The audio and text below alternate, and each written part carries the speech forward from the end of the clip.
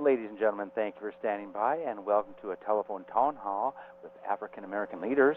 At this time, all lines are on a listen-only mode, and I would now like to turn the call over to our host, Senator Steve Glazer. Please go ahead. Thank you. Thank you very much. Good evening, everyone. Welcome to our virtual roundtable conversation on police and community relations. I'm Senator Steve Glazer, and today we will be discussing an issue that is front and center here in our area, here in Contra Costa and Alameda County, and certainly across the country. I'm sure you know, this is a very difficult issue, one, though, that has been with us for decades, if not centuries. It was brought to the fore again last week with the tragic death of George Floyd, an unarmed African-American man at the hands of a Minneapolis police officer. Floyd's death has rightfully prompted outrage and stirred protests in every major city in the country and in many others around the world. It has also spawned rioting and looting by some who are using this tragedy and the protests as a cover for their own lawless actions. As a result, tonight virtually all of Contra Costa and Alameda counties will be under curfew starting at 8 p.m. The cities of Antioch, Pittsburgh, and Clayton start right now at 6 p.m., and Moraga's curfew starts at 9 p.m. George Floyd's death and the reaction to it are forcing all of us to look in the mirror, to question our assumptions and our commitment to equal treatment under the law. And I'm sure that many of the folks on this call watched the video, heartbreaking, heard his final words, I can't breathe, I can't breathe. And they're haunting words. And for me, at least, I think of them, I think of him and say, if that was my brother, if that was my son, if that was my father, how would I feel? What would I do? What change could I help create? What outrage would I be able to control? And I'm sure it's similar feelings for many of you who are listening. Tonight I have a great group of guests to discuss these issues, answer your questions. By the way, we've already received dozens of questions that people they want to pose to these wonderful folks who are here in this roundtable tonight, and you certainly can continue to send questions our way as we have the conversation continue. This conversation is recorded. It'll be posted on my website for those to listen to and reference if you wish. But let me begin by introducing our guests. First is Merle Kraft. She's a councilwoman from the city of Pittsburgh. Merle, can you say hello? Hello, everyone. Okay, there we go. Monica Wilson, a council member from the city of Antioch. Hello, Monica. Hello, Senator. Hello, everybody. Good to have everybody on the line tonight. Good to have you here. Lamar Thorpe, a council member from Antioch also. Councilmember Thorpe. Good evening, everybody. Happy to be here. Council member Claudette Staten from the city of Brentwood. Council member Staten, hello to you. Good afternoon, or should I say good evening, Senator, and everyone on this call. Thank you for being a part of it. Chief Thomas Hanson from the city of Brentwood. Chief Hanson, hello. Good evening, Senator Glazer, and welcome everyone that's attending this call. And finally, Shagufa Khan, who is a student and a community activist. I say that with the most affection, who's also on the call. Shagufa, hello to you. Hello, Senator Glazer, and thank you, everyone, for being on this call to discuss this important issue regards police brutality. Terrific. Well, let's begin with Councilwoman Kraft from Pittsburgh. How are you doing? How is your city doing? And what went through your mind when you saw that video? I was heartbroken, disillusioned, upset, and just so many words. My spirit was broken. I am in my 60s, and so to see us still at a state where we're fighting racism, we're fighting social disparity, and the changes that we keep telling our kids is almost like a never-ending story, where we've told our kids, my kids, now my grandkids, things are changing. My parents, they fought for civil rights. I'm of the generation when Martin Luther King was still walking. My parents were trying to stop desegregation. They were closing our school here in El Pueblo. So I'm of that generation. And so to be able to say that I am of that generation, and now I have grandchildren that are in their 20s, that we're still fighting the same fight. It makes you want to cry. It makes you want to ask how and where and why are we still in the same place. And let me ask Councilmember Wilson, from Antioch. Councilmember Wilson, your feelings when you saw the tape and certainly seen the understandable reaction from around the world. Multiple emotions, sad, frustrated, angry. My thoughts are we really here yet again? We're going through this over and over. It's like this cycle, and how do we stop it? I grew up, I am the child of two parents who grew up in the South during segregation. And, talking to my mom now, who's saying things like, I fought for this so you and my grandkids don't have to go through this. So, it begs the question, are we okay? Do we need to have this difficult conversation of, are we okay? And what do we need to do to stop this once and for all? Because, it was hard for me to watch that footage. It was really hard for me to watch it. I watched it once and couldn't watch it again, and it just crushed me to hear him say "mama," because we're all of us, in particular being a woman of color, we're moms, we're sisters, we're daughters, we're cousins, we're aunties. How do I protect the next generation? How do I protect my nephews? How do I protect my nieces? So, yes, very, very disappointed, very scared, and very angry that we're here yet again. Councilmember Thorpe, you wrote a very powerful piece today that I've read, talking about your upbringing and being black, raised in a brown household. You quoted Dr. King in your piece. You quoted him, quote, "A riot is the language of the unheard," unquote, and you said, "For 3 decades, people have gone unheard. We've allowed this to fester in our consciousness long enough."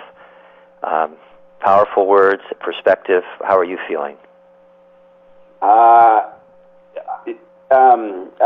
just, I'm beyond words. Number one, because you read my op-ed. Thank you. But I had recently posted something about Ahmaud Arbery, and I did my little jog for him, and so it was in the backdrop of that, and I just, so when it happened and I heard about it, I just didn't watch. I stopped watching television, and so I didn't want to hear about it. I didn't want to know about it. It's just it's because it's just frustrating, and so it took me a while to even get the words that I wrote on this paper. It took me a while to really come to grips with what was happening. I was watching, the protest and I talked to other friends who would call me and say, "Well, what do you think?" And I just shunned them off, and because I just didn't want to talk about it. I didn't want to deal with it in the last couple of days because it's been a lot. And like I wrote in my op-ed, I was 9 years old when I first saw the Rodney King beating, and 3 decades later, this year I'm 39. And we're still talking about the same exact issue, and so it's frustrating. It's frustrating as a black man. It's frustrating to hear black moms like Merle Craft and listen to her words about fear and disappointment and frustration. It's hard to listen to aunts like Monica Wilson on the phone and have concerns about where their nieces, nephews, our children, will they come back if they go out just to go do something at the supermarket, at a bank, whatever. And so it's just frustrating. And then in my new role as a counselor, not the new role, but I've been in this is my 4th year. You're then saddled with, now you have a big responsibility on your hands to play a role in helping lead whatever it is we're going to do and end up how we want to shape the future. So it's a lot personally for me. I can't speak for everybody else, but it's a lot for me. It is a lot. And so all I can say is just there's a lot of frustration, a lot of anger, a lot of confusion. It's just grappling with our consciousness personally, and then as a nation. And so I'm just at a loss for words as to the state of emotions that I have right now. Well, Councilmember Thorpe, thank you for sharing that. I'm gonna prod and probe to get more words out of you so that we can create better understanding and hopefulness as we look to the future.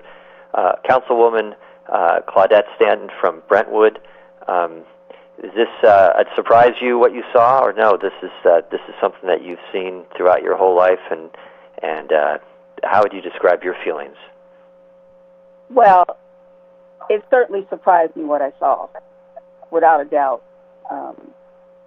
Growing up in Philadelphia and being biracial and dealing with racism, because as a child growing up, you kind of like get a little bit numb to it.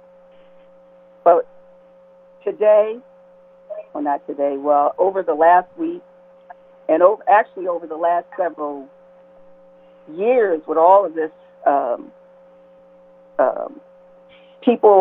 young people getting killed, it's just been heartbreaking for me. And I had the opportunity today to talk to my two nephews who are in Pennsylvania and listening to the concerns that they have. They're afraid. They're afraid. They want change. That's what they want. They want the police to see them as human beings. Don't look at my color. Look at me as a human being.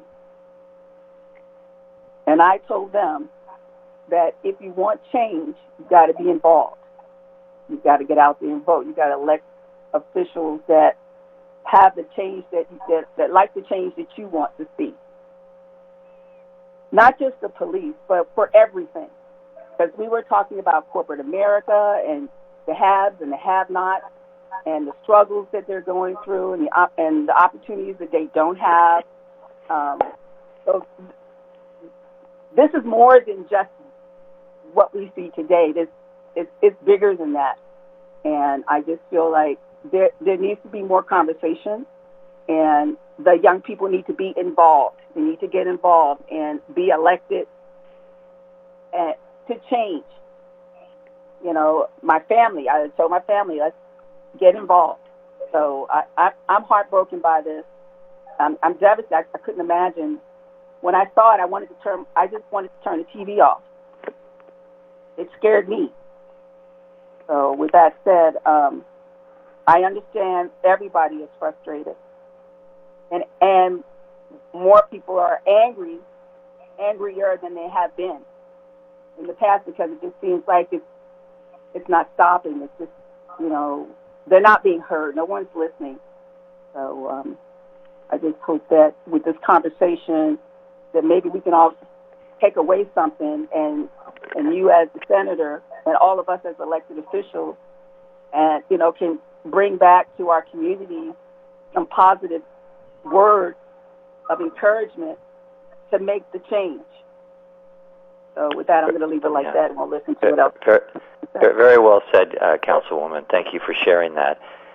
Chief Hansen, you grew up in Lafayette. You live in the East Bay. You've been with the Brentwood Police Department for more than 25 years, in almost every position, from patrolman, sergeant, lieutenant, captain, and now chief, since 2017. I know that you had demonstrators in your city yesterday. You went out and talked with them. Would you share what that was about? Yeah, absolutely. Thank you, Senator. And it should be noted, I'm a Caucasian male, and like you said, I grew up my whole life in Lafayette. I did get a chance to go away to Sacramento State and do my studies there. So I have been studying criminal justice for over 30 years, and I must say that when I saw that video, I want to tell everyone the perspective of a police chief. Before we would see all these horrible videos of use of force, and I would tell people, I would tell my community, comply now and complain later, because we were looking at it as if you didn't resist arrest, we wouldn't have to use force, so just comply. But I'll tell you, I was sick to my stomach when I saw what I saw last week, and it was a bad week for me and my department. I was sick to my stomach, Senator, and I was scared. I felt that, and I was worried, not only for my community, but for communities all over the country. I told my wife that I have a real bad feeling about this, but I want to also tell you that I was in my 20s as a young police officer when the Rodney King video came out. And I'm going to tell you that as a result of the Rodney King video, that was the start of some change. Now, you look 30 years down the road, and I'm embarrassed right now that happened last week. As a law enforcement official, I can't accept what I saw last week. And I've learned more in the last 48 hours with members of the community than I probably have in the last 30 years. And a lot of things have come to the forefront that law enforcement has not done a good job of educating our community about things. I had young people in their 20s saying, I learned more from you in 20 minutes than I did my whole life, and I would have to take law classes for that. Because sometimes understanding is the start of change. Education is the start of change. And yes, Senator, we did have a group of peaceful protesters that came to our city 2 nights ago, and they wanted their voices heard. And who else better than the police chief of that city or of any community to come out and really listen to them?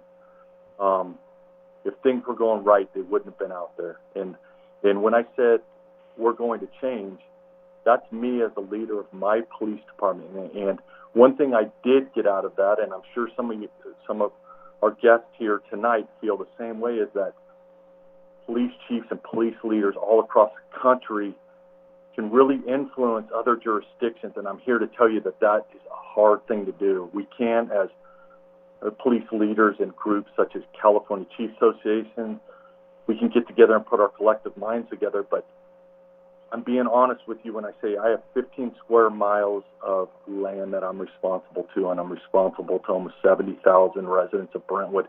And my days, along with my staff, are spent on improving the quality of life for my residents, and thinking of things in the forefront, and making sure that my community is inclusive to everybody, that everybody feels included. My council member Staten just said she's numb. That makes me very sad. That makes me really, really sad. And if she's feeling like that, members of my community are feeling like that. And until I'm willing, as the leader of that organization, to get out, and I've been criticized for what I did, and I'm not going to apologize for anything I did. Okay, I'm going to get out there, and if people want to talk to me, I'm going to talk to them. And if I can change my community, or if there's a bigger calling to get involved, I am all in. So, Senator, that's how I'm feeling right now. I'm actually feeling, I've been out of sorts all week. So I think this one's different. And Mr. Floyd, I think is going to spark some serious change, not just talking about it. Chief, I appreciate you sharing your thoughts, and I know there's a lot of questions have come in about training of officers, about implicit bias. I want to ask you about it, but I'm going to give our panel a chance to engage as well. Yes. We appreciate you sharing your thoughts with us. Shagufa Khan, I appreciate you. I appreciate your spunk and your passion. We had a chance to chat, I think it was yesterday, about things that you were feeling and doing. Welcome you to the conversation tonight. What's your feelings at this point in time?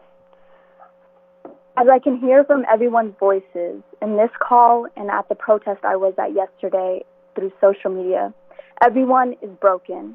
Everyone is hurt. Everyone is scared. It is unbelievable with what's going on in the world. However, I am very appreciative of people coming together, protesting, using their voice for justice to really demand change, because that is all what we want. Seeing what happened to George Floyd had made thousands or hundreds of thousands of people cry. I myself went into tears. It is unbelievable what happened, not only to George Floyd, but to Ahmaud Arbery, Atiana Jefferson, Botham Jean, Stephon Clark, and many, many more innocent African Americans. Yet, I am not an African American person. I am a person of color. I'm Middle Eastern. I'm currently 19 years old. I stand with the Black community. I stand with them, and I hear them, and time needs to change. Yes, history, we have those marches. Yes, we've had some changes, but now it is enough is enough. Everyone is in pain. Everyone is hurting. I went to a protest yesterday in Walnut Creek, California, and it was amazing. The media likes to portray the negative sides of what happens in these protests. Yes, looting can be bad. Yes, all these negative scenarios that the social media is putting out there is unfortunate. However, I can tell you from the protest I went to yesterday, it was peaceful. There were young people, old people, people of all ages coming together, making their voice heard. The only way we can fix this, though, is when we unify, when we come together. There was a quote that I got from a video that I watched, and he said to a police officer, he went up and hugged them and said, the only way we can fix this problem is when I, as an African American, see you as a human being, and the police officer sees me as a human being. It is really, this needs to be the last murder of an innocent Black man. Yeah, we really need to change, course. And yeah. And well said. And so you went to the rally. We talked to you. You said your parents weren't happy that you were going to go there, and of course we have the whole COVID-19 situation that puts everybody at risk in crowd settings. But you did it anyway. You were courageous, and did you? And how? Let me ask you this: how was law enforcement at the demonstration? Did you feel like it was peacefully done, well moderated by all parties, or tell me what you saw and what you felt about how everybody handled it in Walnut Creek? So as we were walking, chanting, demanding change, and really making our voice heard, I'm not going to lie, I was shocked with the reaction that the police, compared to Oakley and Brentwood, their videos went viral on TikTok, so Instagram, Twitter, for them to talk to the protesters, to kneel, to hug. That is unifying gestures. But in Walnut Creek, I did not see that. I was standing in front with many, many people chanting, please kneel with us, please take a moment of silence. And officers smirked and laughed. I'm not saying all cops are bad, but we in ourselves need to think hard and strong of how to combat this issue of division. And I believe these protests would be so much better if police officers come and join us, kneel down with us, express their emotions with us. Yes, they have to show their signs of authority, but we're all in hurt. And I know some of them are, or most of them are too. Right. So I saw one of the videos of I think it was the Oakley police chief coming out and taking a knee and hugging the demonstrators that were in his city. I got a statement that I just read a few minutes ago from the police chief from Antioch. I think he may be the only African American police chief in Contra Costa. Chief Hansen, you may be able to correct me on that. Bisa France from Richmond. Yeah. Say that again. Bisa France from Richmond PD is our interim chief right now. Okay. And she's African American. In Chief Brooks' statement, he said, the murder of George Floyd by the police officers in Minneapolis hurts my heart. He went on to say that, I say this without any reservation, I absolutely condemn the actions and inactions of those former police officers. They were revolting and deeply disturbing. So we have seen examples in our community where law enforcement has tried to break down those barriers immediately, that it's not them against us. It's as Shigufa says, we're all humans. We should look at each other as humans and try to find that important point of connection and understanding. Chief Hansen, do you feel that in your community that you're able to break it down, or that it's a tough thing and one gesture doesn't necessarily make change either. Yeah, and no, not at all. And I do want to make a statement right now because I think it's important to know that the group that came to Brentwood, there was no violence or acts of violence and no criminal behavior at all. And you're seeing across the country right now. I know groups want the officers to kneel, but right now the officers are they're on high alert, and they're not themselves right now. I mean, they are scared also. I mean, could you imagine?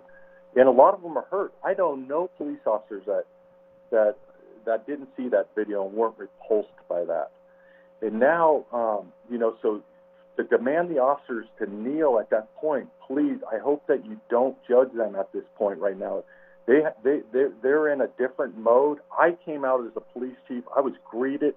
I listened to what they had to say, and it was a completely different situation. So, please, I know these officers. When things get back and things calm down in the cities, we will come out and we will meet with you. I already have officers telling me that they will do that with us, and we'll have some good conversation. And again, communication, education.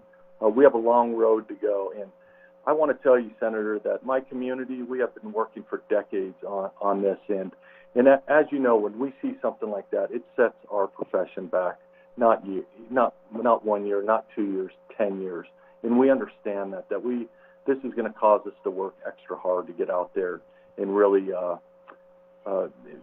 communicate with our communities and to gain that trust, because that's what we are lacking. Council member.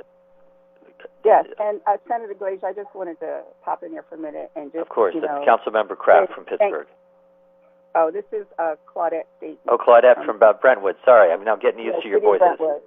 Oh, okay. Please. So with that said, Chief Hansen, I was at the downtown City Hall a couple of days ago when they had the protest down there, and they were very loud, they were very respectful, and they asked the officers to take a knee.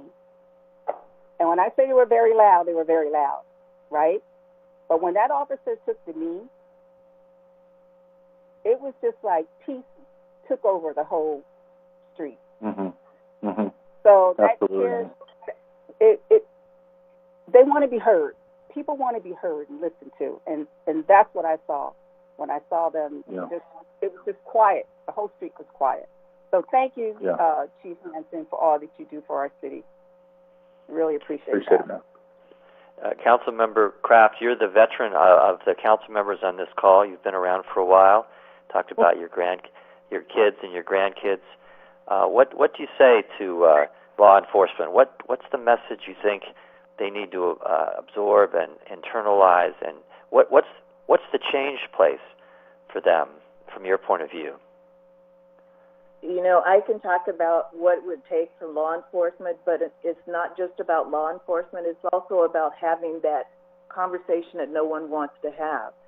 It's about looking at the fact that when we talk about slavery, no one wants to talk about that. That's a big stain on the American fabric. And so because we can't talk about that history, a part of history, but we're supposed to respect and understand the Holocaust is taught and everything else, it doesn't go away for us. That's part of a history that made us feel less than. And so when we step into a world that we're supposed to be a part of and equal to, you still have to address why some of these feelings are still lingering. And again, it goes back to when we have a conversation, we have to be open to hear the good, the bad, and the ugly. And people are not willing to hear that conversation. And so the automatic reaction sometimes from our black men and our youth is to stand for flight or stand to fight or whatever, because they don't feel that they're being heard. And I know we're going to have a lot of people say, oh, that's a cop-out or whatever, but it's a reality, because this is a part of our history. Our police officers, one of the things that our chief took the stance on was what made me feel most proud, and the words that he said, because I heard some of the other police chiefs all throughout the country say the word, that would never happen in our police department. That, that is not the true example, and you can't judge one police officer by a bad police officer. But he said It was disgusting. And I just heard the police chief that's on this line use the same word. Until you call out and say what it is, you can't deal with the truth. You have to be honest and open in those dialogues.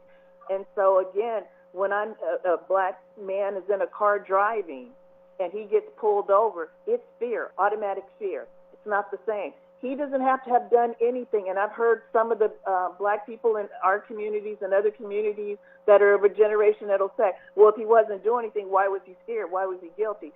He was doing something. He was black.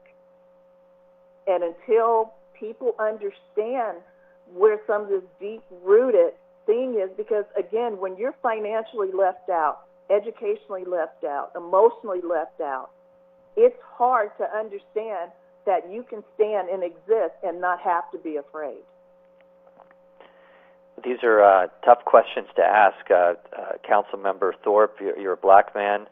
What do you do to deal with that state of fear when you interact with law enforcement? I mean, now you're a council member. You're actually the big boss there as the council in Antioch. What has been your coping skills, and what's the change culture that you think we need to make, and how can we get there? I have a lot of questions, but please weigh in.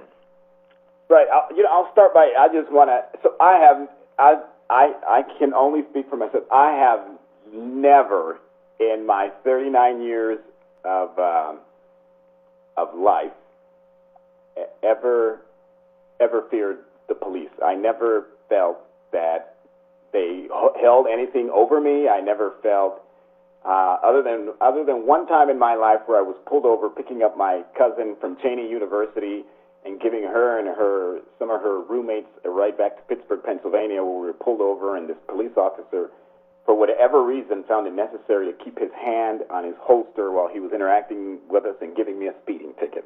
That was the only time I thought that was odd. I just didn't. I said I've never been stopped by the police and felt uncomfortable that something may go wrong. But I've never, and if you read my op-ed, you'll understand why I have never felt that way, because I didn't. No one ever, I'm sure Merle is probably more intimately familiar than this with me, but that conversation that I hear black people talk about that they have with their sons about the police, I never had that conversation. I don't know how that conversation goes, but I can imagine how that conversation goes. And but I haven't had. I've never in my life feared the police. Never in my life have I feared the police. Doesn't mean that others haven't feared the police, but I personally haven't. But I do want to. There's some things Merle talked about that I want to piggyback on, because I think this is important. When we have these types of conversations, what frustrates me the most is that we always put it on the other person. Well, if you had dealt with the police this way, well, if you had dealt with it, well, here's how you should learn to interact. As a black man, and I have had these interactions where I remember at GW we had a quote unquote a barbershop conversation at the Multicultural Student Services Center, and we were brought in to learn how to interact with the police. And I still resist that, because why should I have to learn to interact with the police? Why can't the police just know how to act with everybody? And when I hear these phrases like, well, it's just a few bad apples in the police department, why is that standard applied for them? But it seems to me that that standard doesn't seem to apply to African American men when engaging them in whatever capacity. And so it's not, well, there's a few bad apples who are these criminals and maybe this, that, and the third, but it just seems overwhelmingly across the board in these instances. I don't know what Ahmaud Arbery ever did to threaten anybody, but that had nothing to do with the police, but did have to do with some wannabe police. But it's amazing to me that we always put it on me to fix their problem, to absolutely fix their problem. I didn't create the circumstances. I didn't create your racial lens. I didn't create your racial biases, and yet you want me to fix that lens. You want me to fix your problem. So it's frustrating. Indeed. Chief Hansen, go ahead. Is that Shakufa? No, it's Monica. Monica. Sorry, Councilmember Wilson. By all means, go ahead. Yeah, I want to chime in because my father gave myself and my two siblings, my older sister and younger brother, the talk. We got the talk. And I remember him we not all together, but at different times when we hit preteens, 13, 14, is when he sat us down each individually and had the talk about, this is what happens if you put your hand at 10 and 2, and it's a very daunting conversation, and I know it was tough for him to have that conversation with me, and it was tough hearing it. And now as I'm getting older, and and my brother is getting ready to have that talk with his son, who's going to be 14, it's frustrating to go, why do we even need to have that talk?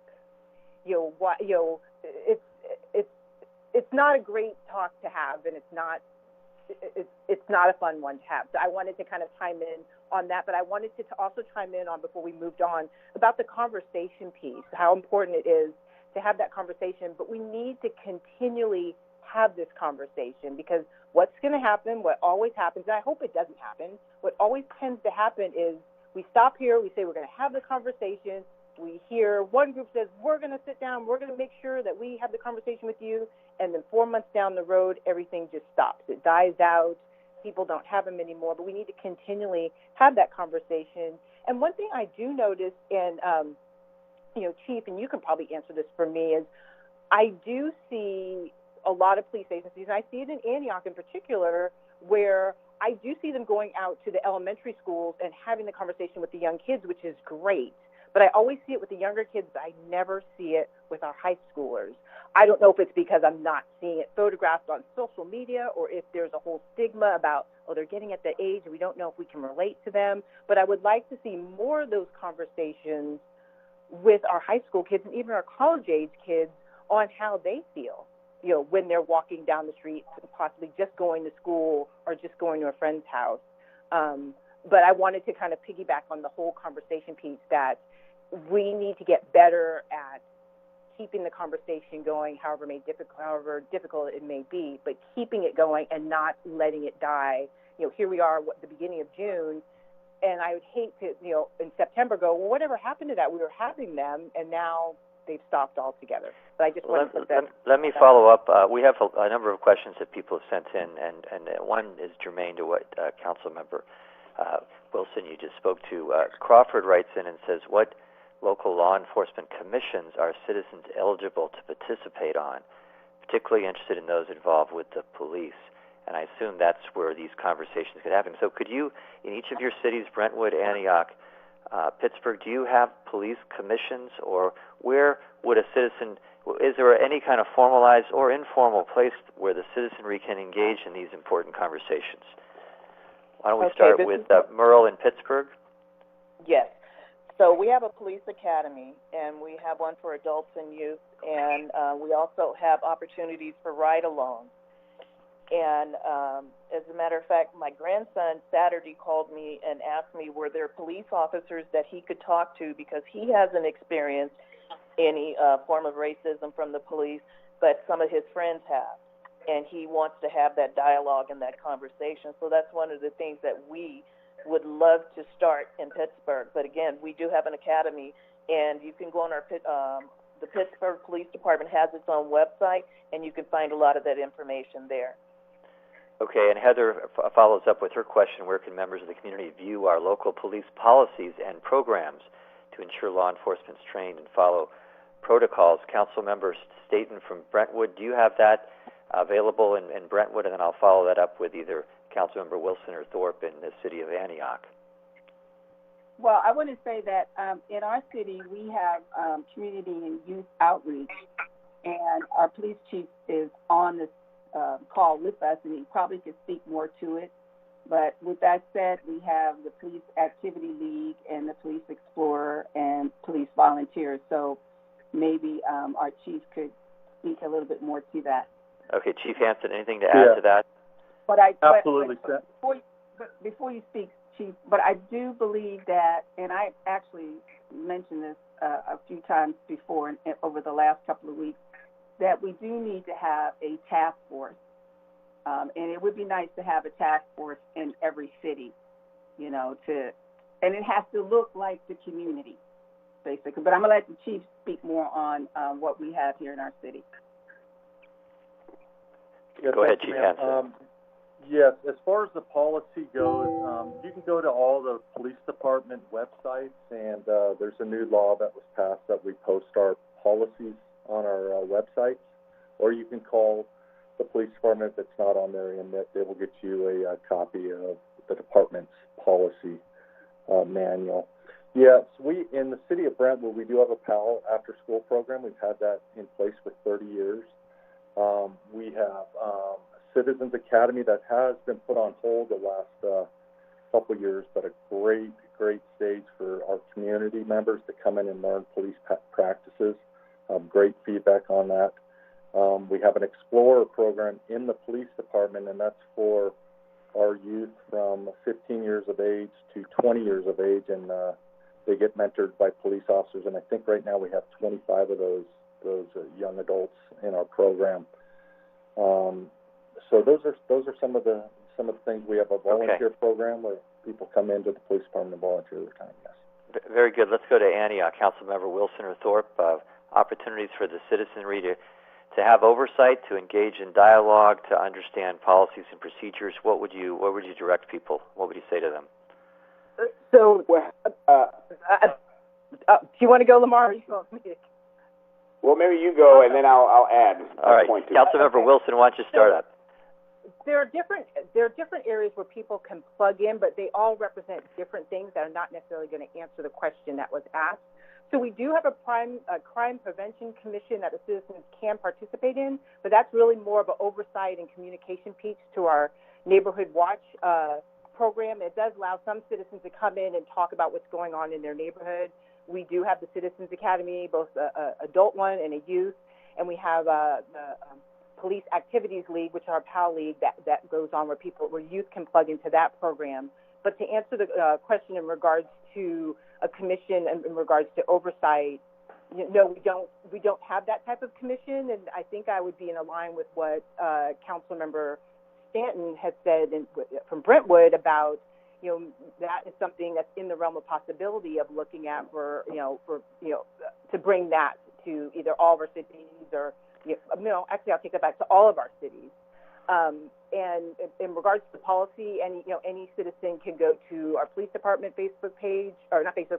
website. They can reach out to our chief. They can reach out to any council member with any questions they have in regards to policy. Very good. To answer, go ahead. And that's a good bridge to Councilmember Thorpe, because we're monitoring social media in amazing ways, and we just got a question on Councilmember Thorpe's Facebook page that I'm going to ask you now. And the question was, what's the protocol for handling complaints of police brutality and racial profiling? Who, if anyone, reviews them? That's from someone listening to us on your Facebook page, Councilmember. What would you say? There are some folks listening and asking questions, and I'm glad you're watching. Similar to what Councilwoman Wilson was saying, and I don't think it's the case. I think it's the case for all these county cities that there just isn't a real oversight board in the traditional sense that I think we're used to, like in San Francisco, Oakland, or Los Angeles. And so the complaint process would be an internal process that you go to the police department. And I know that creates a lot of consternation for folks, but there isn't a real oversight other than the council, and then of course the internal investigation process. And I'm sure Chief Hansen can talk more about the formality of what that looks like from his agency's perspective. But from what I think people are wanting across the country, we don't have a police oversight. Okay. Kathleen writes in, and I'm sure this is a question that's on Shagufa's mind too.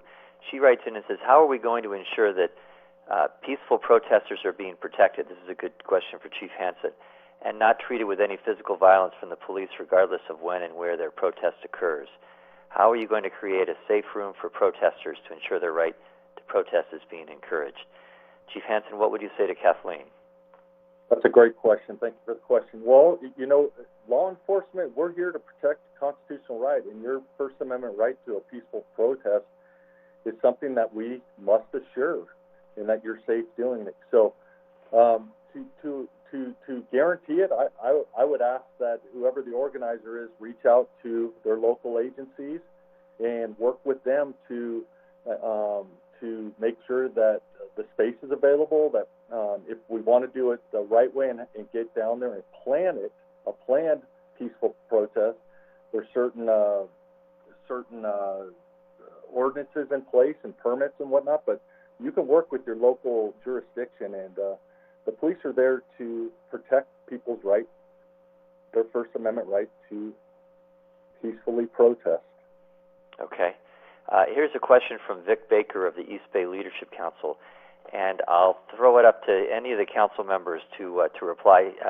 He actually asked two questions. The first one is, what do you say to the black family to reassure things will get better or are getting better? And that's one. And the second one is, what do you say to non-black families to encourage empathy, understand privilege, and stand with your neighbor in solidarity with the black family? Who would like to take that? I'll go first. Please. There was a post, and the post was trying to describe the difference between Black Lives Matter and All Lives Matter.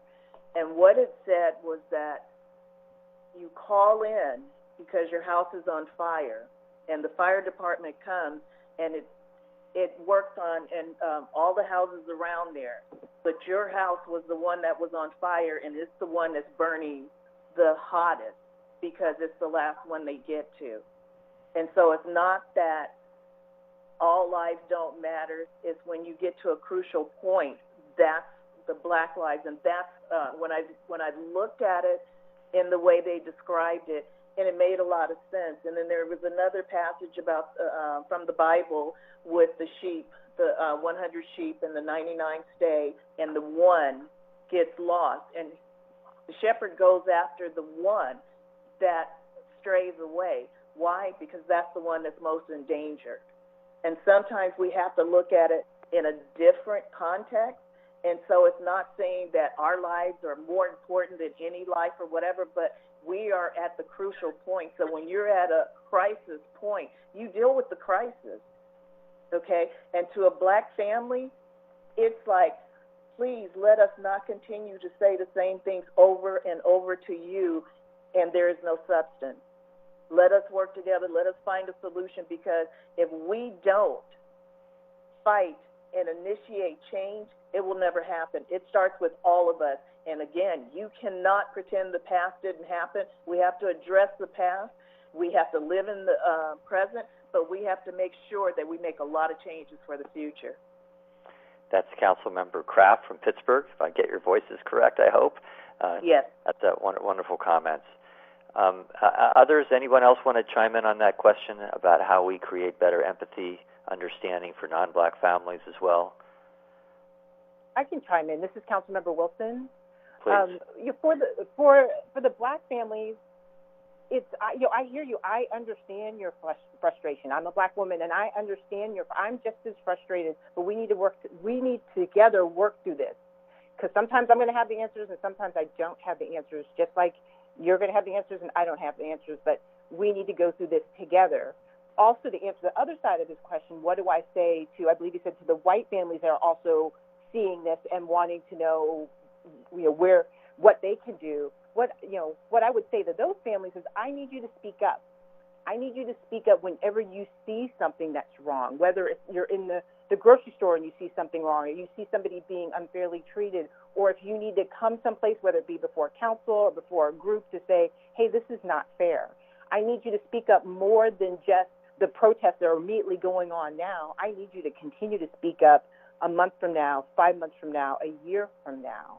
I'm going to support you, too, because I know you're scared and frustrated. That's what I would say to both the families. That's a great answer. And Carolyn, I think she wrote in about the same question, what can white folks do to support the African-American community? I think it answers that. And Scott asked about something very similar.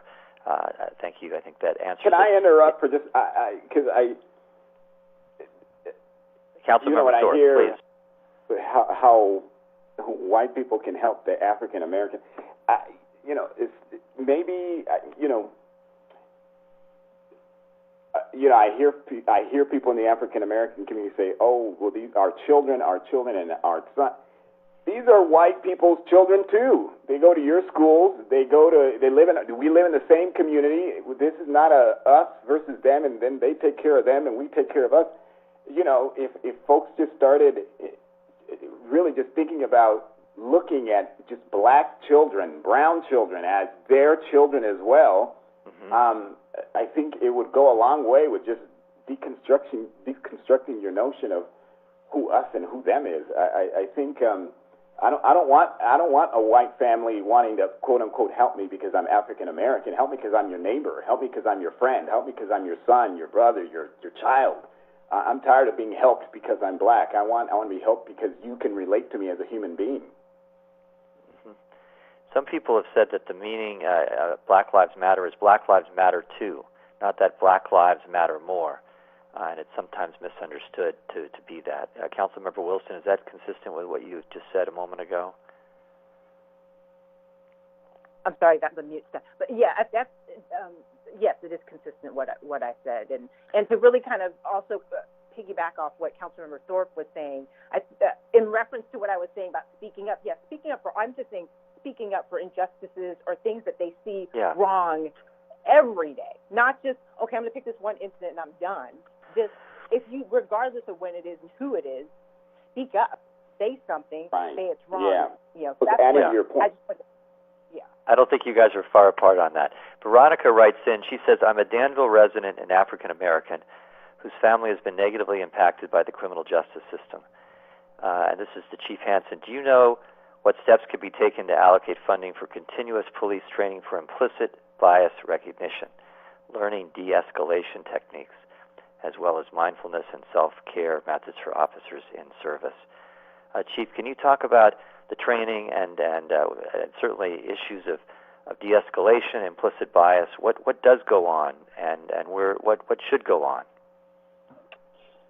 Yeah, great question. The implicit bias training, our officers receive 2 hours of that training through our Peace Officer Center and training every 2 years. So when we talk about that, it's more of a we do the 2 hour training and we're done. So that implicit bias needs to be more comprehensive, in my opinion, and needs to be talked to. Look, we're not going to get anywhere until we have these very, very uncomfortable conversations. As the senator said at the beginning of this, I grew up in Lafayette, California, in a predominantly white neighborhood. However, let's talk about humanity. I mean, let's take the uniform off that police officer and let's talk about being humane and kind. I mean, where was that? I mean, who does that? Who does that? Who does that? Who didn't jump in there and say, look what you're doing right here? Take it out as a police officer. Why? Where is this? So the implicit bias, let's identify these uncomfortable conversations that everybody has bias. And we start by identifying what they are so we can deal with them. So I can get in a room with someone other than someone I grew up in a predominantly white neighborhood and talk about your struggles and talk about the history and talk about my Irish history, talk about my grandparents who came from Ireland and were not treated very well when they came to the United States. The people don't know my history. I don't know their history. And until we get to know one another and we really have these uncomfortable conversations, because let's be frank here, we don't have those because they're uncomfortable. We'll move on to the next meeting. Right. And until we do that, we're not going to get anywhere. So that's how I feel about that implicit bias training. And thank you for sharing. Go ahead on de-escalation. Go ahead. The de-escalation training has been identified by our lawmakers in Sacramento, and we are making changes on that that'll be implemented in January 1 of 2021. And that's for another conversation, but you can look that up and see the new use of force. All right, and Nancy follows up. She says, how about offering more psychological tests during their employment, not only when they are hired? To try to deal with the issues you're just identifying, where people have that bias, and we have to get it out so that we know how to either change it or not. They shouldn't be law enforcement officers. Good point. I don't have an answer for it. We go through a 10-hour exam during the hiring process, and unless something else comes up in your career, in your orders. So. Okay, let's put that aside. Shagufa, let me bring you back into the conversation. You are in a peer group. You're just finished community college. You're going to Berkeley. Congratulations. I hope classes start on time in the fall. Are you excited about going to school there? Oh yeah, very excited. Very excited. So you're in a young peer group. You talk to friends. I'm sure you're bouncing your feelings off of each other.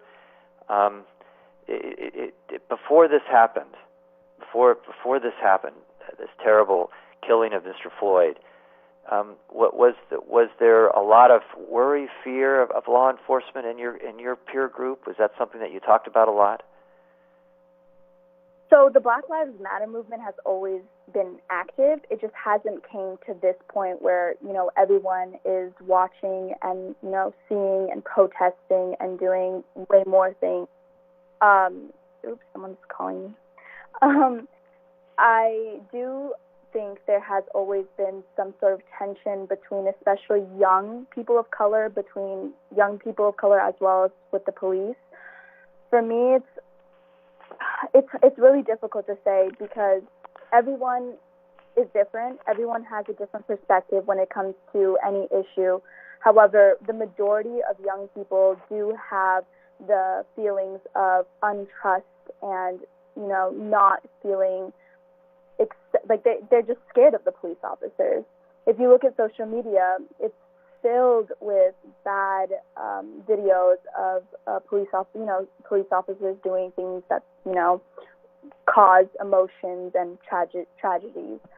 Young people do want change, and they want to see their police officers as community members and seeing them as one and equally. And like the chief says, I do understand the perspective of they're human beings under their uniform. They are people too. But when it comes to these excessive violence towards innocent African Americans, it hurts. It really does. And it's like, when is this going to change? We talk about having conversations, but we need change. And I know it's difficult to get to that point of change. But after these many killings that have occurred, young people want change now. And I'm very optimistic about the future. And I really, really hope that,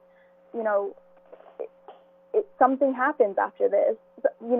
Ending for-profit policing, the right to record police, more community representation within police department, community oversight structures enforced within the police department and city councils. I definitely agree with that. We need more police training. We just need to see more voices out there. And the Black Lives Matter movement is not, like everyone has said, it's not that, they're the most important people. If all lives matter, why doesn't Black Lives matter too? So, young people are frustrated and they just want to see change. And it's been like that for some time. You guys have Twitter, Facebook, Instagram. You would have to follow young people, but they're very frustrated. And as I'm looking through everyone's feed, they want change. So, Shagufa, I'm going to give you a chance to ask a council member a question and the police chief a question. But first, while you're giving you a chance to think about that, I want to ask the chief. We got a note from Laura, and she says, I want to know what you're doing to improve the demographic diversity of public safety. And I don't know, you have 71 sworn officers in Brentwood. What's the representation of within people of color, and what are you doing to try to maybe it's in a terrific place, but what are you doing to improve it? No, we can always improve it, and thank you for that question. And we do strive to have our police department reflect our community. We have, right now with the COVID issue, I had 5 officers cut, so I'm down to 66 officers. And right now we have 3 African-American officers. I think we have 8 or 9 Hispanic officers. So our force is widely diverse, and it reflects our community well. But again, this is Brentwood, and it's a population of 70,000, and that is always on our forefront to diversify, and we see the value in having a diverse police police department, because it is nice to see someone who's one of your police officers in the community look like you. I mean, there's a lot of value to that, and be able to relate to you in more ways than maybe someone else that didn't share your life experiences. So appreciate that answer, and I know that as we talk about constructive steps to make a difference, how do we change? Why is it going to be different? I certainly think that's one area in which we have to do a lot better, and that's the diversity of our public safety community. Laura, thank you for your good question, and I hope that that's part of the agenda going forward. Shaguf, I gave you a chance to think about it. You get a question for each. You go ahead. Well, this is a question for all. I've been struggling, and not just me, but many other people. How do we,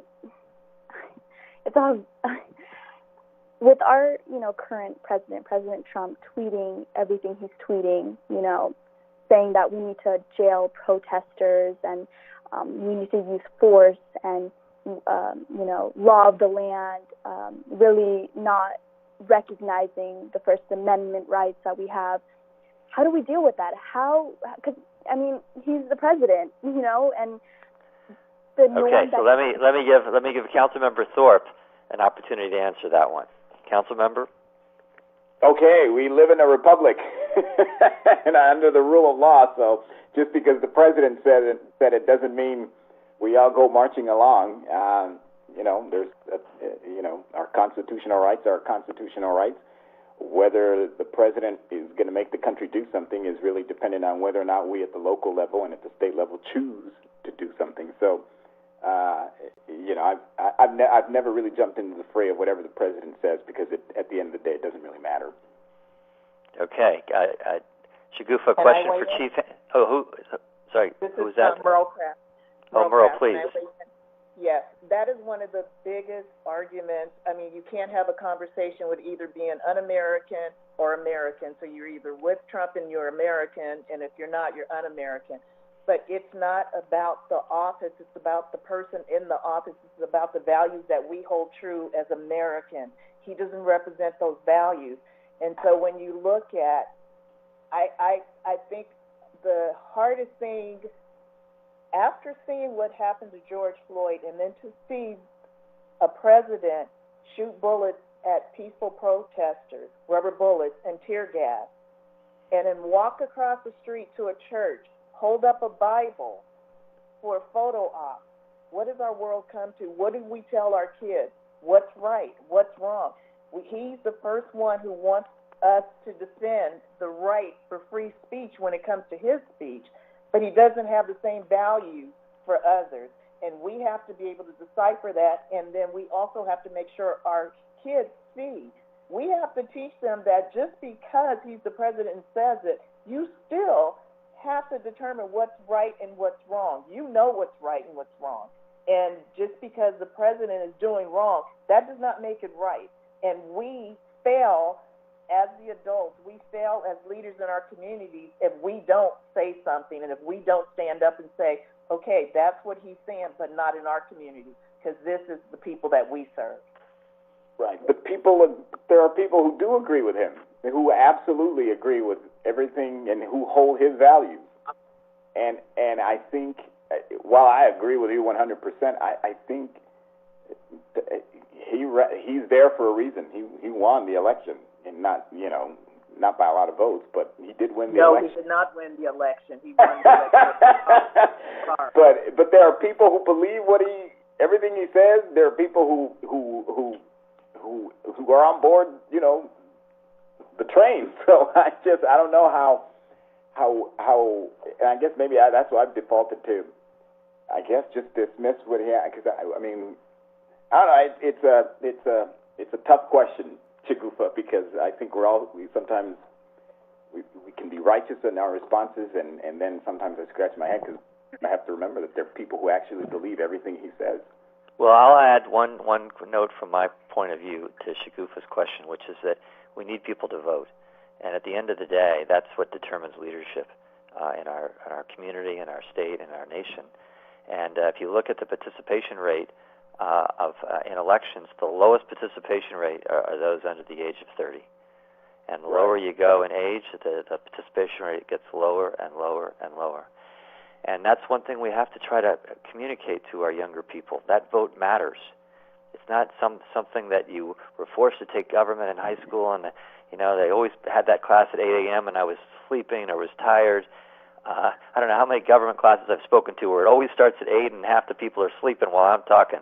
But this government that we have is a precious thing, and it's a fragile thing, and it requires us to have responsibility within it, and that's voting. And complaining, we can all have a complaint, but if we're going to have change, we got to vote. And that would be my 2 bits on that. Now, Shagufa, you get one more now. You have the chief of police here. He's a very important guy. I'm sure there's things on your mind in terms of how law enforcement's doing their work. What would you like to ask him? Yeah. So this may be a controversial question, and I hope I don't offend you or anything. And I respect everything that you've done for your community and everything that you're doing for everyone.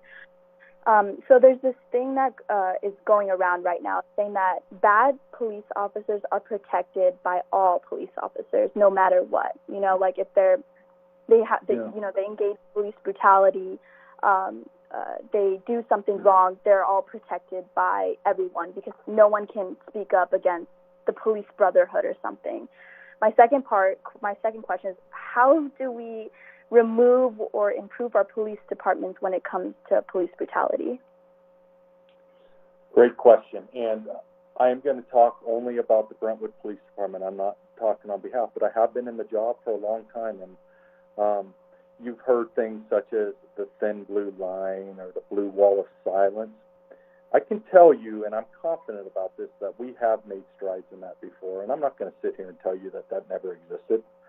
I can tell you, and I challenge anyone, in my over 3 decades, I have never covered for anyone, and any misconduct that was ever occurred in my presence was reported. Now, in the Brentwood Police Department, in a lot of departments, we have a professional standards unit, and yes, this is a contention to some groups that we do internal affairs investigations. So we interview for the most part internally, and sometimes we hire outside if there's a big conflict. But I have one sergeant assigned to that, so we have to accept complaints. So every complaint that comes in gets looked into.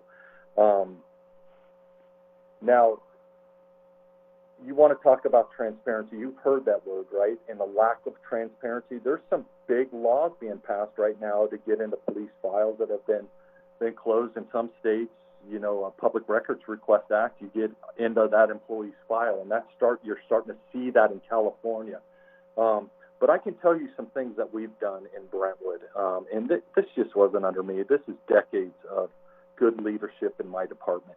You want to talk about transparency. As soon as you drive in, and you can call it Big Brother, but this is building trust with my community. We have body cameras on our police officers right now that when they pull their gun out, they get activated. There's body cameras now that we're implementing where if an officer turns the body camera on at a scene and another officer doesn't, as soon as that one officer turns it on, it turns all the body cameras on.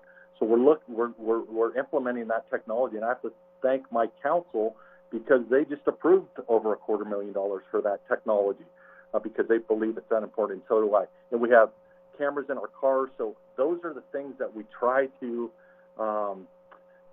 show our public that, hey, the conduct out on the street with my officers interacting with the public and use of force incidents, hopefully we can catch it on camera. And I think with this new technology, we are going to. So, hey, if an officer breaks the rules or breaks the law, we're going to hold them accountable. And I'm talking in my police department under my leadership, and they're going to be disciplined, and they know it. And my officers do a fantastic job. And I do have to say one thing, and I know there's a lot of people on here that's not going to believe this, but I've been around a long time, and I've met the law enforcement families, and I am here to tell you that 99.9 of them are the most wonderful people I've ever met in my life. And I know we are dealing about police brutality and police misconduct, and that is what we need to deal with. And the fact of the matter is, the bottom line is, you don't trust me, because I'm a police officer. You don't trust my officers because I'm a police officer. But I'm telling you that I'm going to prove to you that we're good police officers because we are Brentwood police officers. And I wish I could control the whole world. I can't. I can control my 15 square miles of dirt, and that's where I put all my attention in. And I ask people if in my community or outside the community, if you want to sit down and talk with me, I will sit down any day of the week, and we will talk until I answer all your questions. Can I chip in one more? One more part. So when an officer is investigated, who does the investigation? Is it the police department? Is it another entity, or how does the investigation process go when there is a case of police? Really quickly, we receive the complaint either orally or written.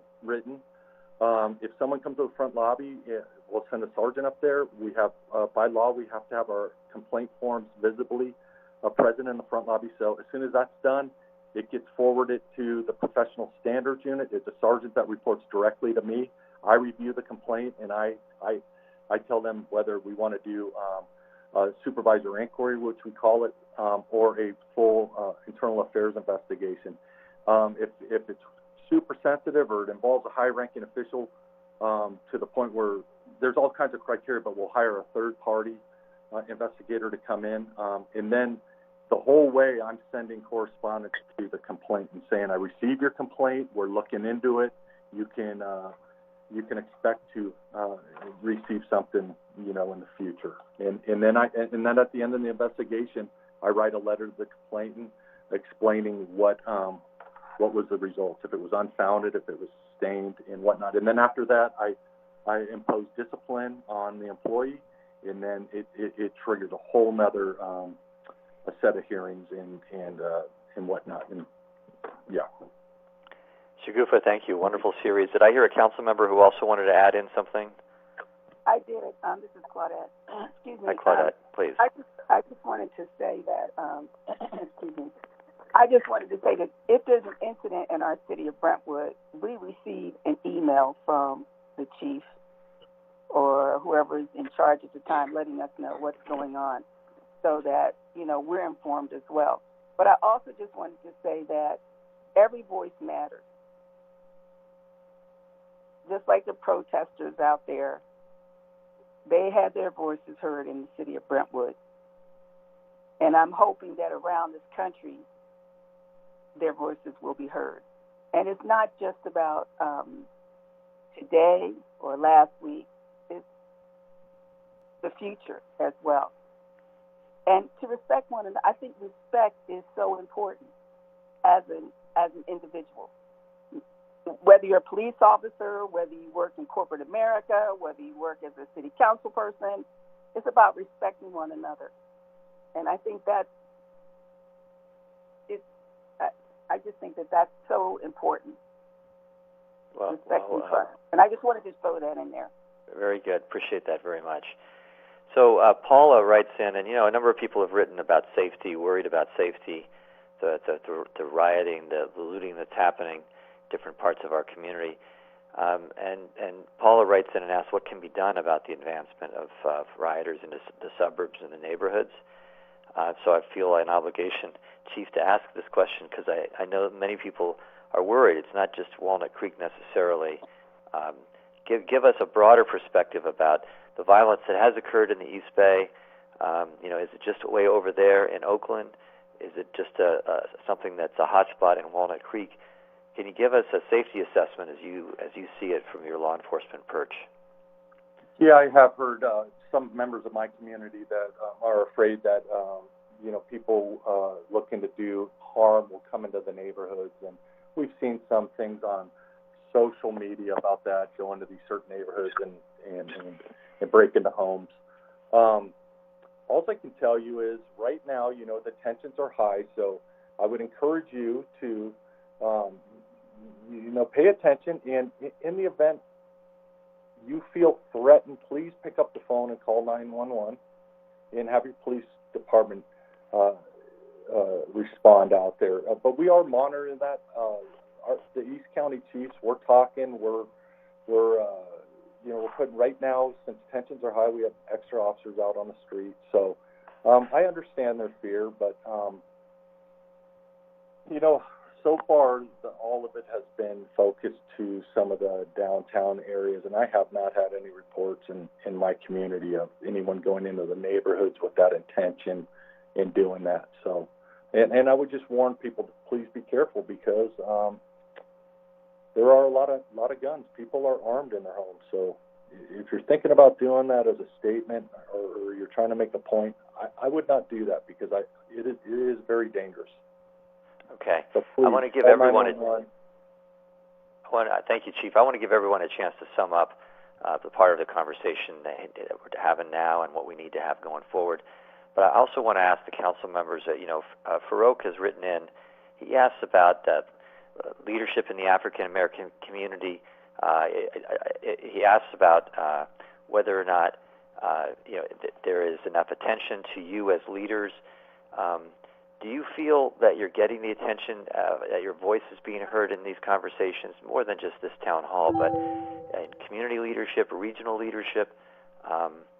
Do you feel that you're being ignored, and what can you do about it? So I want to give each of you a chance to kind of sum up your feelings about this conversation and going forward, and whether or not we need to do more to make sure your voices are heard. You are the most important voices, in my opinion, on this important conversation, and they need to be heard. So why don't we start with Councilmember Wilson? Yes, thank you. So thank you for having this conversation. This is just the start. This is just the starting point, and I hope that we continue having this conversation on all levels. So I thank you for starting this conversation and having this.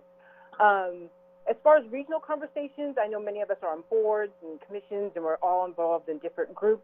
But one group I would definitely say that really needs that I really want people to hear is a lot of the black women who are elected. A lot of times, groups come to us first for help. Hey, can you help us with this? Can you help us with that? But a lot of times, when we ask for that help to be reciprocated, it's not returned. And really want to make sure that voice is a very important voice. We work very hard. If you notice, in most elections across the nation, black women vote overwhelmingly in elections. Just a little side note to that, elections and voting has always been very, very important to my mother. Important to the fact that when I woke up on the morning of my 18th birthday, she was standing over my bed with a voter registration form saying, fill this out right now. We're going to take care of this now. You're going to register to vote. She made sure I voted in every election. When I went away to school, she made sure I was an absentee ballot, had an absentee ballot filled out, and she would call me before every election saying, you're getting your ballot soon. Let's go over the ballot and let's talk about initiatives that you're getting ready to vote on. With that being said, that was a very important voice. That black woman, my mother, was a very important voice that I listened to. A lot of times we take that voice for granted. So that's where I'm going to leave that with. Well, very good, Councilmember Wilson. And you were the first black woman to be elected to the Antioch City Council, and you owe it all to Mom. She's the one who got you going early. Good for her. I met your mom. She's wonderful. I hope she's listening. She'd be very proud of her daughter. I sent it to her. Yes, she was the one that got started. Actually, she started as a young child getting people to vote for a pool in her side of her town, which was segregated. She walked door to door to get people to vote for her side of town to have a pool. Maybe we should run her for senator next, okay? Let's talk about that. Council Member Staten from Brentwood, thank you for being a part of this conversation. You're summing up thoughts? Yes, thank you so much for inviting me to this conversation. I never thought that I would be a councilwoman. That's just not something that I was, dreamed of being. My father, growing up, always said, be involved, be informed. So with that said, yes, I believe that my voice is being heard. My voice does matter. And I just continue to tell everyone out there that your voice does matter, and that if you have a concern, to take it to us, whoever we are, whatever city that you're in, so that we can try to address it for you. And if we can't do it individually, then we take it to the department that can handle it. And as far as public safety is concerned, take it to your police chief. your concerns, and they will address them. And you have to stay on it. And I'm hoping that in the future we can continue to have this conversation, and hopefully we won't see another incident like this. And I just appreciate everyone who has come out to have their voice being heard all across the country. It was a sad event, but at the same time, we're looking to see that people are coming out. They're everyone's concerned. And with that, I'm going to leave it like that and to say thank you again so much for inviting me to this conversation. Thank you for your leadership in Brentwood. Councilmember Thorpe from Antioch, your closing thoughts? Well, I'm honored to be considered a black leader. I'm excited. I have, to some it may sound funny, but that's actually true because of kind of the story of my life. And so it's a great honor to be among other black elected officials. I don't think we've ever had a conversation like this in East County, and so I'm excited to be on the call with Monica, Ms. Stanton, Ms. Kraft in Brentwood, and so this is good. In terms of feeling listened to, I think as black elected officials, we always struggle, particularly out here in East County, with it's great to have black elected people until they start, making noise and demanding change, and then they're a problem.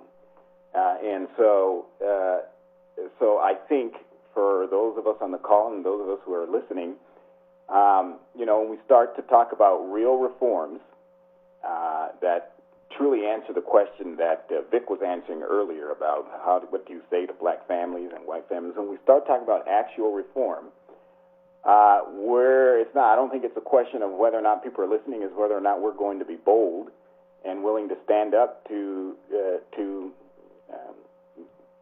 where changes need to happen. And so, it's no secret that, APOAs, police unions, support our campaigns. And so if we're going to talk about the demilitarization of our police force, police oversight commissions, and body-worn cameras, East County-wide, then we've got to be bold about it. But at the same time, that means we have to stand up to those who may not want those changes, and to not only through institutions, but to people who just believe that nothing is wrong and that everything should stay status quo. And so we can't allow our voices to be silenced by those people. And so that's, those are kind of my own closing thoughts as to us thinking globally in terms of what people are feeling and thinking throughout the country, and then acting locally. It's going to be uncomfortable, but it's going to require boldness. Well, thank you, Councilmember Thorpe, for your courage and your independence and your leadership. Councilmember Kraft from Pittsburgh, final thoughts? Yes. Thank you, Senator, for pulling this together and allowing us to have a hard conversation, allowing us to mention the unmentionables. But I also want to say that being a black elected, that's not who we are. We are elected to serve the community, and we happen to be black. And so one of the things that we do, and I agree with Councilmember Thorpe, is that when we talk, because we're East County, we're not heard throughout the rest of Contra Costa County. We're considered the stepchildren. That's where united our voices come together, and that's where we say, no, we matter, we're important. As for the violence that's going in, we have to take a stance, and we have to be bold in our action. We have to be very specific and strategic as to how we handle this. But we also have to remember, and we have to get this out to our young voters. When you turn 18, the most powerful weapon that you have is your vote, your voice. Use it in November. Very good, very good. Thank you so much, Councilmember Kraft. Chief Hansen, I appreciate you being on this part of this conversation. I know part of it's uncomfortable, but you've done a great job of showing your angst, your concern, your empathy, and your leadership. Final thoughts from you. Yeah, Senator Glazer, I just want to say thank you for your leadership, especially this last few months. It hasn't been easy, and you have not shied away from any of the hard conversations. So thank you. And, this can end here. This is a good spark, and let's keep some momentum going. I'm willing to get together members of this group and let's chat and let's make sure that those concerns some spoke about tonight don't go away, and that this conversation becomes silent again. Let's talk, because I think the communication and the education on both sides is really what is needed at this point. So thank you, Senator. Thank you, Chief. Shagufah Khan, you've asked some good questions. You're in the mix. You didn't listen to your parents. You went to that rally. I'd say as a dad, I'd worry the same, but as a community leader, I'd say right on, way to step up. Final thoughts from you, at least in this conversation. Yeah, Senator, I really appreciate for being here, or for you putting this all together. It's been incredible, and thank you for all the participants. 2020 has been quite the year. It's been ups, downs, zigzags, and it's been crazy. But the thing is, change is possible. Protesters just want changes. They're here because they want to see a better future, not just for themselves, but for the future generation. Everything that has happened happens for a reason, and we can't change history, but we can create the future. Well, very good. Thank you. Go ahead. Yeah. No, that's it. Well, very good. Thank you again for stepping into these important events and important conversations. I want to note that the folks that have been on in this conversation, we have many other leaders of color in the East Bay that because of time and space, I couldn't get them into this conversation. Certainly my hope to have them in additional future conversations. But we have many great leaders of color in our community with great wisdom and experience that is making a big difference. I think it's been a good conversation tonight. Tough issues. We're working to get it right. We're not there yet.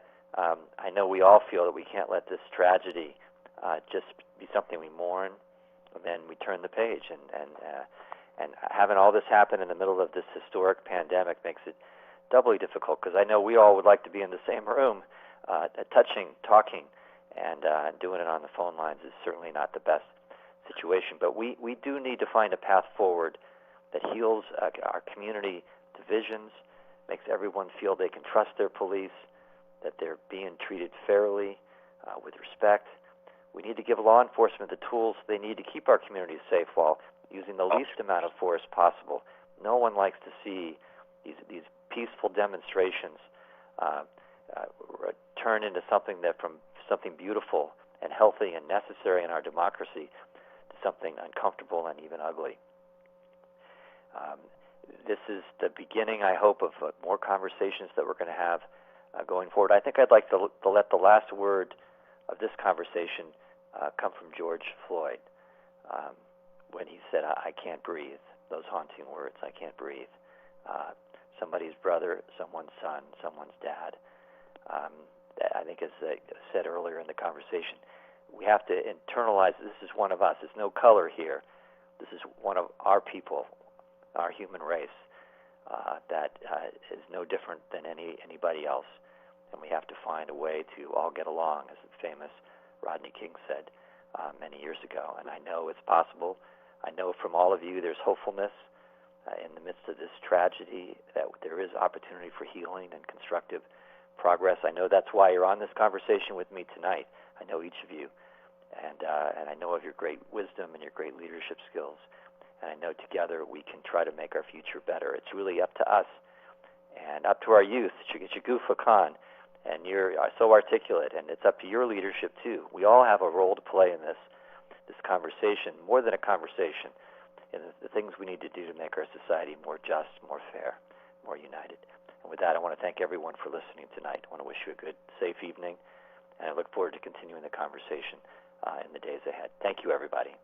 Thank you.